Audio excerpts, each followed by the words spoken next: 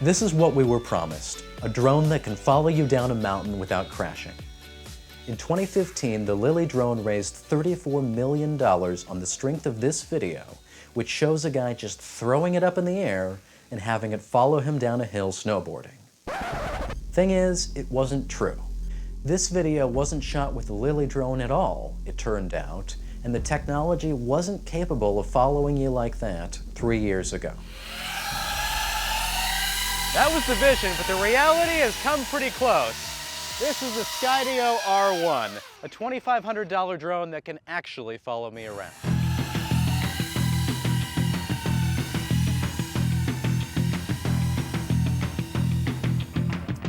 So let me show you what that looks like with some footage from the Skydio R1 itself.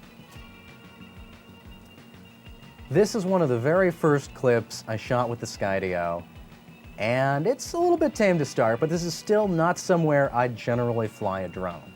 There's a lot of trees overhead, I'm on the sidewalk where I'm not supposed to be riding anyhow, and of course I'm not controlling the drone at all, it's just letting it follow me. I don't have any way to tell whether it's doing the right thing until I watch the video afterwards. You might notice I'm giving you a nice long clip here, just to show you that we're not cherry-picking the best moments. The Skydio did all of this itself. And here we go. Underneath the arch, oh God, I love this shot. And you get the cherry blossoms into view, and it's following me around this apartment complex. Even though I'm dodging through the trees, I'm under the cherry blossoms. Have you ever seen a shot like this with a drone before? It's not something you typically get. It's not something you typically trust your equipment to do, because it might crash into something. Here was another early test. I've got the Skydio following me a bit, trying to see how its predictive tracking system works. It uses the cameras and a bit of software processing to figure out where you might go, so even if you dodge around behind a tree or something like that, it can figure out where you're likely to be next and follow you.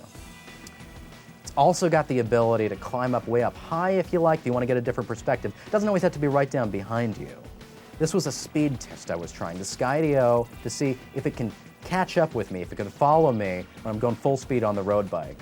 There's also a lead mode, which I really like. Since it's got cameras front and back, you can have it fly around in front of you. You can wave up at the camera, have it capture all kinds of stunts that way. You might be wondering how this all works.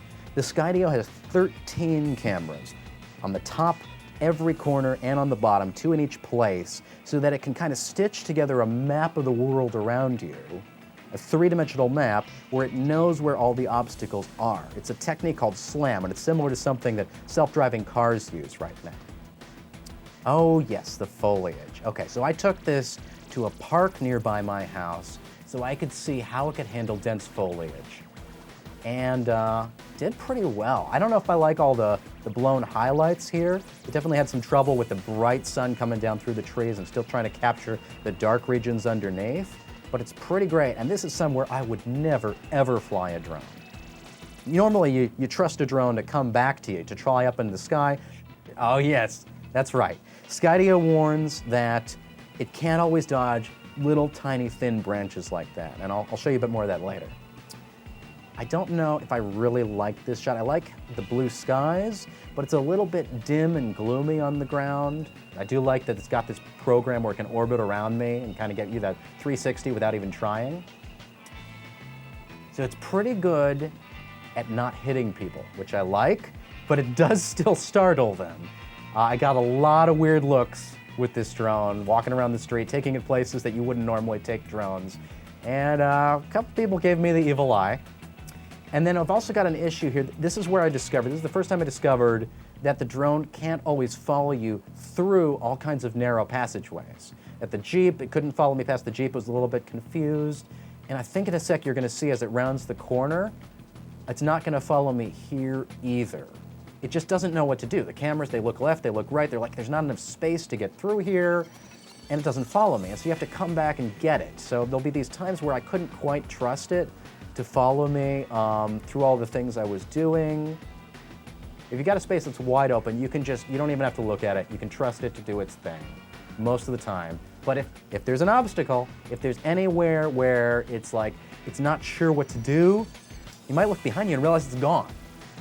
So this is where I really put the Skydio through its paces. I found a mountain biker on the up on that tall Mount Umahum, I think it's called, up in San Jose.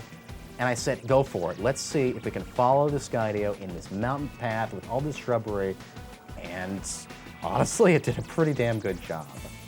It has a little trouble if you go too fast, though. The more obstacles in the way, the more chance it's going to get confused and not be able to follow you after you're going really quickly. And this is, oh, okay.